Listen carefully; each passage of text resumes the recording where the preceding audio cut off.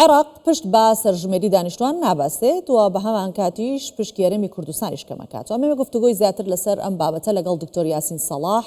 بەڕێوەبەری گشتی نێردراوان و پەیوەندی ڕۆشنبیرەکان لە وەزارەتی خوێندنی باڵا و توێژینەوەی زانستی حکوومەتی هەرێمی کوردستان بکەم. ئەم کاتتان باش دکتۆر، سپاس بۆ ئامادەبوونتان لە کوردستان 24. لە هەموو دنیا لە پرسی بوجە دابەشکاریە کارگەڕەکان ئەنجامی سەرژمێری ئەکرێتە بنەما. بۆچی لە عێراق بەم شێوەیە نییە و بە پێچەوانەکەی شێتی تەنانەت؟ ئەو کاتان باش، زۆ سپاس.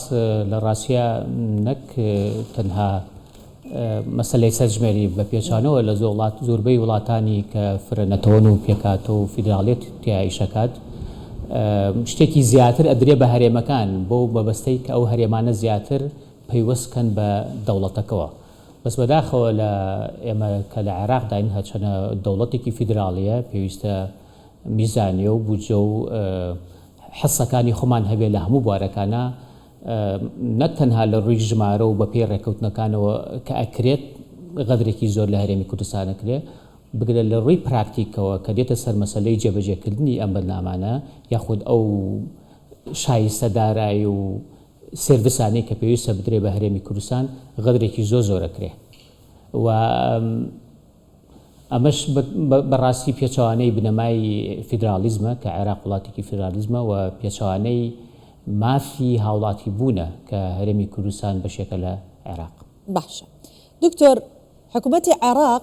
خۆی ئەو سەرژمێری کردووە، ئێستا خۆی پشت بە سەرژمێرەکە نابەستێ. بۆچی کە خۆی بڕیاری شتێک ئەدا ئەوە ئەنجام نادرێ؟ لە ڕاستیە ئەم بابەتە ئەتوانین بڵێن سیاسیە و ئەمە مێژوویەکی تۆزی قوڵتری هەیە. ئێمە لە دوای 2005ەوە کە ئێمە بە شوەیەکی دەستوری و بە پێی دەسوول هەرێمی کوردستان هەرێمێکی فیدراڵی لە عێراقا، لەو کاتەوە ڕۆژ بە ڕۆژ هەوڵە دەن شایستە دارایەکانی هەرێمی کوردستان کەمکەنەوە لەسەر ئەو بنەمایی کە هەرێمی کوردستان زیاتر پێشکەوتووە، گەشە سەردن لە هەرێمی کوردستانە زۆر زیاترە و بۆ ئەوەی هەرێمی کوردستان ڕاگرن هەوڵە دەن بە بیانووی جیاواز لەسەر بنەمای جیاواز شایستەکانی هەرێمی کوردستان کەمکەنەوە و باشە دکتۆر، جاوە دروستە ئەگەر هەرێمێک ئاوا پێشکەوتوو بێت وەکو هەرێمی کوردستان پێشکەوتووە مافەکانی بخورێت؟ بە دڵنیایی دەبێ پێچەوانەکەی بێ، دەبێ حکوومەتی عێراقی شانازی بکبەوە، دەبێ زیاتر پشتگیری هەرێمی کوردستان و هەموو پارچەکانی تری عێراقیشکە، هەموو پارێزگەکانیشکە کە زیاتر تەتەورکەن. ئەمە سیاسەتێکی زۆر هەڵەیە بەداخەوە لە تاریخا بەکار هاتووە لە جاتی ئەوەی پارچەکانی کە وەکو پارچە پێشکەوتوەکە بکە، هەوڵەدا پارچە پێشکەوتوەکە بە پاش بخە وەکو پارچەکانی کە لێ بکە. دەبوو ئەمە بە پێچەوانەوە بێ بەداخەوە. حتا من لەوانێ نمونەیەک بگەڕمەوە بۆ ئەوەی زیاتر ڕوون بێ. ئێمە لەگەڵ حکوومەتی عێراقیە بەرنامەیەکی مەرکەزی هەیە کە ساڵانە ژمارەیەکی باش قوتابی دەنێرێتە دەرەوەی هەرێمی کوردستان. ئەو بەرنامەیە ناسراوە بە بەرنامەی لیژنەی باڵای پەرەپێدانی خوێندن لە عێراق. هەرێمی کوردستانیش بە پێی ژمارەی دانیشتوانی حەسەی خۆی هەیە. 5,000 تەڵەبە دەنێریێتە دەرەوە و تا ئێستا لەو 5,000 2,500 کەسی ڕاگەیەندراوە. لەو 2,500 کەسە ئەگەر بە پێی ئەو نسبەیەش بکە خۆی ئەگەر بۆ نمونە لە ساڵ 14 نەبێ لە ساڵ 12 بێ، دەبوو هەرێمی کوردستان ئێستا 300 کەسی وەربگیرابە، هەتا ئێستا ژمارەکە داچێتە 200 کەس. باش، ئەو گلێتان ئاراستەکردن وەڵامیان چی بووە؟ کێشەکە وەکوتم هەر تەنها دەمەوێت بڵم کێشەکە هەرەوە نییە لە ڕووی ژمارەوە، لە ڕووی پراکتیکەوەکو باسم کرد کێشەکە زیاتر دروستە بێ. ینی 2 ساڵی ڕێک کێشەکانی ئێمان ڕاگەر، یعنی ڕۆتیناتێکی ئیداری زۆر کۆمەڵێ بڕووبیانی زۆریان کرد. 2 ساڵی ڕێک ڕێگان نەدا یەک تەڵەبە ئێمە بڕاتە دەرەوە لە کاتێکا وەریش گیرابوون و هەتا ئێستا لەو ژمارە زۆرە کە دەبوو هەرێمی کوردستان بڕوە تەنها 22 کەس ڕۆیشتووە. باشە دکتۆر، واتە کێشەکە هەرەوە نییە لە ڕووی ئامارەوە. باشە دکتۆر کەواتە عێراق نەک هەر بربەستە خاتە بەردەمی دارایی هەرێمی کوردستان و بەڵکو لە هەر ڕوویەکەوە بزانە هەرێمی کوردستان بەرەو پێشکەوتن ئەڕوات بربەستی بۆ دانێت جا ئێستا بێت کەمکردنەوەی پشتی هەرێمی کوردستان ئەوە بێگەێنێتە ئەنجام کامە لەلایەن عێراقەوە ئەنجامەدرێت پشتی هەرێمی کوردستان کەم بکرێتەوە ئەمە لەکوێ یاسا و ڕێساکان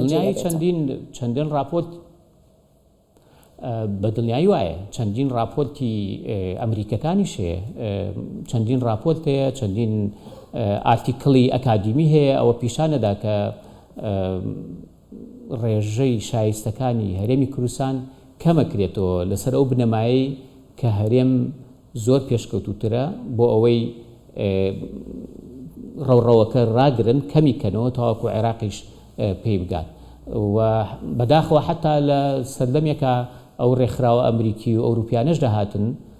بە هەمان شێوە بوو یعنی حەسەکانی ئەمیان کەمە کردەوە و تاوەکو ئێستش بەشی زۆری نەک تەنها لە مەسەلەی ڕسمیات وانەی پەیوەندی بە عێراقەوە هەتاوەکو ئێستا بەشی زۆری ئەو هاوکاریانەی بۆ عێراق دێ ئەو ڕێکخراوانەی لە عێراقایشەکەن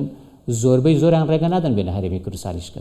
باشە دکتۆر من باوەڵامی ئەو پرسیارم لە جەنابەت وەربگرمەوە ئاماژەم بۆدا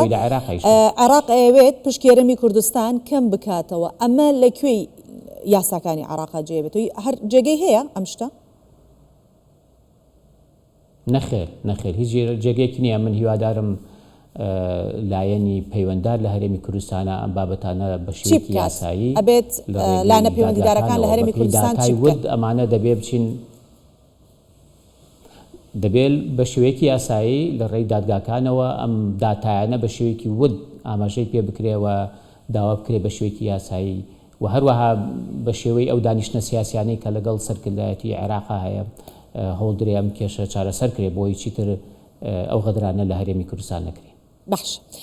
دکتۆر لە کاتێکا کە عێراق پابەندی ڕێکەوتن و بەڵێنەکانی نابێت لە بەرامبەریشدا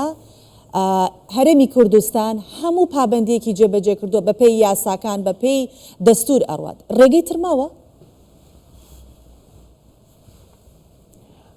بەڵێ ئێمە دادگای فیدراڵیمان هەیە دادگامان هەیە هەر لایە کە دەزانێت غەدری لێکرێ یاخود یاسا و ڕێساکان بە شوەیەکی عەدالەت جێبەجێ ناکرێت پێویستە ئەو ڕێگەی بگرینە بەر و من بۆیە هیوادارم لە هەرێمی کوردستانە ڕێگای یاساییمان هەیە ڕێگای یاسایی بگیرێتە بەر بۆ ئەوەی بە شێوەیەکی ود ئەو داتانە بخەینە ڕوو کە چۆن شایستەکانی هەرێمی کوردستان نەدراوە لە هەمان کاتا احتیمالی هەیە ئەوانیش تەبریریان هەبێ دکتۆر جەنابەت ئاماژەت بۆدا لە کوێی ئەو قوتابیانە ماوەی 2 ساڵ یەک قوتابیش نەنێردراوەتەرەوە ئێوە وەکو خوێندنی باڵا ئەو کارەتان ئەنجام داوە ئاراستەی داواکانتان بەرەو دادگای فیدراڵی کردووە؟ ئێمە لەگەڵ سەرۆکایەتی چکە و بەرنامەیە سەر بە ئەنجومەن سەرۆکی وەزیرانی حکوومەتی عێراقی فیدراڵە ئێمە لەگەڵ ئەوانە لە هەوڵات بووین هەوڵێکی زۆرماندا تاوەکو دوجار لەگەڵ ئەوان و لەگەڵ ئەنجومەنی وەزیرانی هەرێمی کوردستانە تاکو گەشتینە سیاغێ بەڵام ئەوە کاتێکی زۆری لێ ئێمە کوشت وتم 2 ساڵی لێ ئێمە کوشت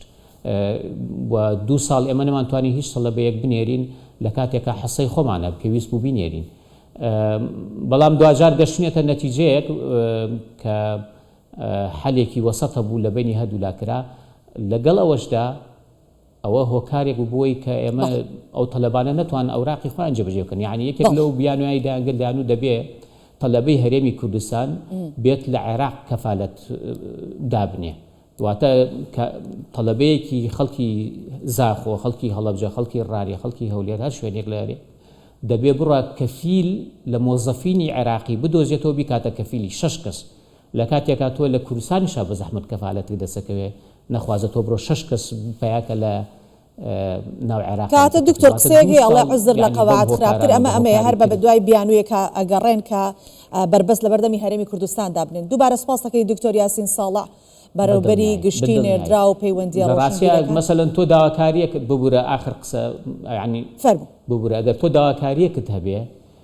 یعنی ئیشەکە ئیشی 1 ڕۆژ بێ ئیشی 4 ڕۆژ بێ بە 3 مانگ وەڵامە نادەنەوە یعنی دەستی بە دەستیت پێەکەن دەیدەن بە چەند مؤسساتی ڕۆتیناتی ئیداری وای لەکەن ئەتۆ دووا بکەویت وا لەکەن هەر پاش خەتن ئەتۆ ڕادەگرن بۆی نەتۆ تۆ نەتوانی بچتە ئیشەکانی خۆت لە کاتی خۆیان بکەیت و بۆی شایستەکان لە کاتی خۆیان وەرنێت بەڵێ بەڕێبەری گشتی نێردراوە پەیوەندیە ڕۆشنبیریەکان لە وەزارەتی خوێندنی باڵا و توێژینەوەی زانستی حکوومەتی هەرێمی کوردستان دکتۆر یاسین ساڵح میوانی کوردستان 24 بووی سپاس بۆ ئامادەبوونت.